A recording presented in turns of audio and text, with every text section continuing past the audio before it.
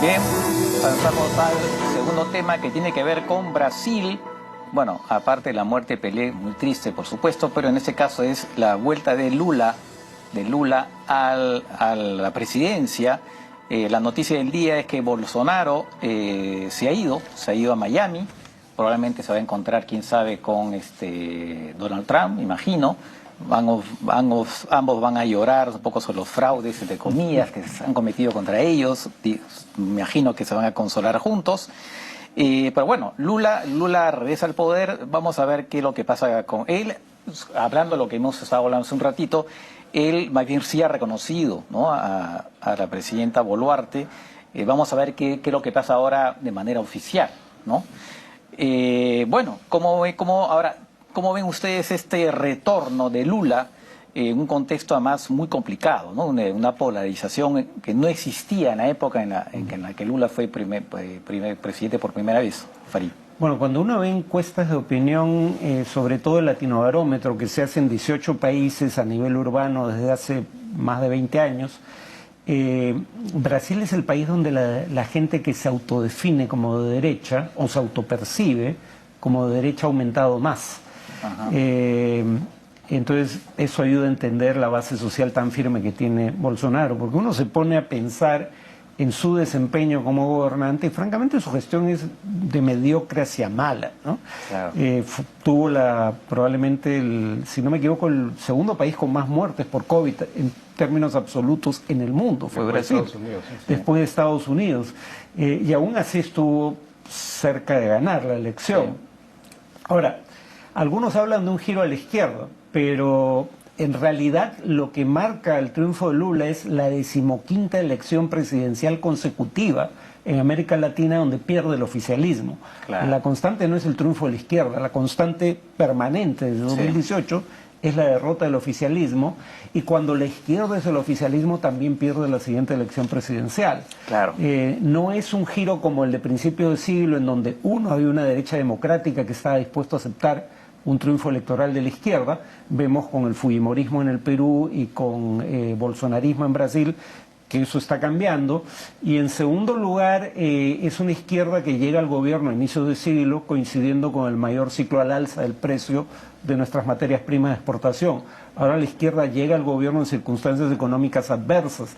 Entonces no vamos a tener probablemente, como sí ocurrió al principio de siglo, gobierno de izquierda reeligiéndose 3 o 4 veces, Claro. o mejor dicho, teniendo 3 gobiernos consecutivos en Ecuador, en Bolivia, en Uruguay, en Argentina, y 4 gobiernos consecutivos de izquierda en Brasil. Creo que las circunstancias son muy diferentes esta vez. Eso que tú decías antes de pasarle la palabra a Ramiro, eso que tú decías de cómo en Brasil mucha gente se sitúa más que en otros lugares a la derecha. Estaba pensando que en el 2013, cuando hubo estas protestas, ¿te acuerdas? En la ocasión de la Copa de la Confederación, y la gente salía a protestar por el tema del transporte, todas esas cosas, que se hablaba, ¿no? Que se hablaba de una crisis del crecimiento, ¿no?, de grupos de clase media que habían salido de la pobreza y que ahora pedían buenos servicios, ¿no? Y en ese momento me acuerdo que me llamó mucho la atención que había gente que de manera explícita ya en ese momento pedían golpe de Estado. Sí, pues. O sea, gente que salía a pedir en la calle golpe de Estado, de que los militares salieran. Ahora, claro, se ha ampliado, ¿no?, tras esta derrota de Bolsonaro, pero ya en ese entonces había gente que quería golpe de Estado en Brasil. O sea, es una cosa que no es nueva. Eso llama mucho la atención, ¿no? Bueno, había el tema de, igual que acá, dicho sea de paso, así como había gente que protestaba por la mala calidad de los servicios públicos, había un sector de derecha radical que salía a pedir un golpe de Estado contra el gobierno del PT, ¿no? Claro. O sea, un poco el criterio que debe manejarse aquí. No todos los que salen a protestar tienen la misma agenda. No, claro, efectivamente, ¿no? Efectivamente. Bueno, dicho ese paso, Pelé en ese momento que salió a decir, por favor, es la Copa de las Confederaciones, calmémonos, lo mandaron a rodar en ese momento, ¿no? Se acordarán, ¿no? Bueno, ¿tú cómo ves cómo ves tú, Ramiro, esta tercera presidencia de Lula? ¿Qué perspectivas le ves? Bueno, creo que está marcando tal vez el punto más alto de lo que se está llamando la nueva ola progresista, ¿no? Y aprovechando lo que comentaba Farid y tú también, Francisco, quería de pronto poner algunos ingredientes más en la conversa, y es que hay diferencias sustanciales con la primera ola progresista, digamos, entre comillas, con toda la discusión que puede tener ese término, ¿no? Uno es que ahora, por ejemplo, no hay caudillos como en ese momento, ¿no? En ese momento tenías un Chávez, tenías un Correa, tenías un Evo Morales. Luego, lo que estamos conversando, no hay posibilidad tampoco de hacer una nueva constitución. Tampoco hay mayoría parlamentaria. Bueno, en el caso de Chile sí, pero por otros motivos, digamos, no es porque llegó el caudillo y quiere cambiar la constitución, sino por un proceso social previo. Tampoco hay mayoría parlamentaria, ¿no? Claro.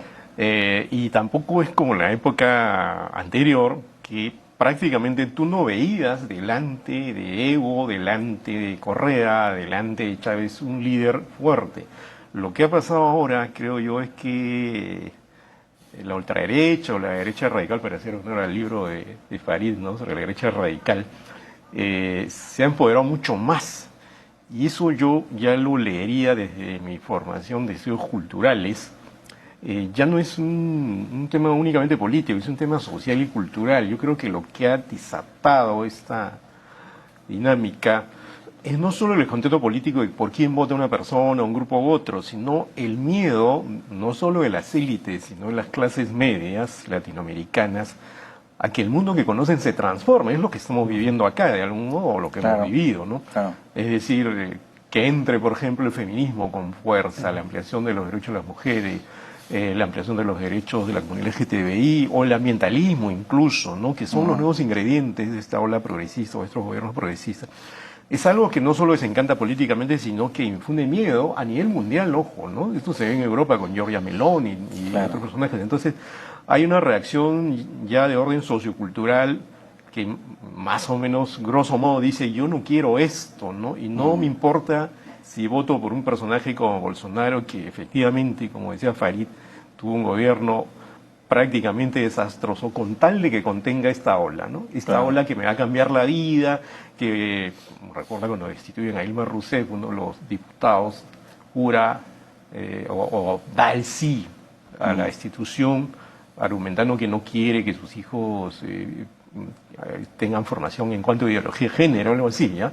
Entonces me parece que el proceso se está jugando en esa cancha, también esa cancha y es a nivel mundial, pero en América Latina estamos viendo nuestros propios brotes, ¿no? Esa pugna entre la derecha extrema y este progresismo más en clave social, que ya no quiere, digamos, refundaciones, pero sí quiere, pues, ampliar una serie de derechos que ya están avanzando en el mundo, y las otras personas, los que están en contra, ven esto con cierto pánico incluso, porque fíjate que la diferencia tampoco es tan económica. Los problemas económicos tampoco se han cambiado mucho en la propuesta. ¿Qué va a hacer Lula con Gerardo Alckmin? Un programa de redistribución radical, expropiación, no lo hizo su gobierno. Tampoco lo hizo su primer gobierno. Es un gobierno de centro. Además, él salió elegido, por fin, después de 5 veces, porque había tenido, pues, una propuesta más bien tranquilizadora para los mercados. Exactamente. Y Petro mismo ha intentado hacer algunas cosas, pero si no tienes mayoría parlamentaria es muy poco lo que puedes hacer. Claro. Entonces, es una izquierda, como una centro-izquierda, diría yo, más bien con muchas limitaciones, ¿no? Claro, en el caso de los evangélicos en Brasil, pero no solo en Brasil, no ocultan el hecho, los neopentecostales, que son la mayoría de quienes participan en política, siendo, digamos, con la base de su organización clerical, ¿no?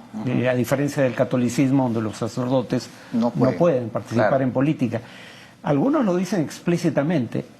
En política hay valores universales derivados de su visión cristiana del mundo y valores seculares. Los valores seculares son transables. Política económica, por ejemplo.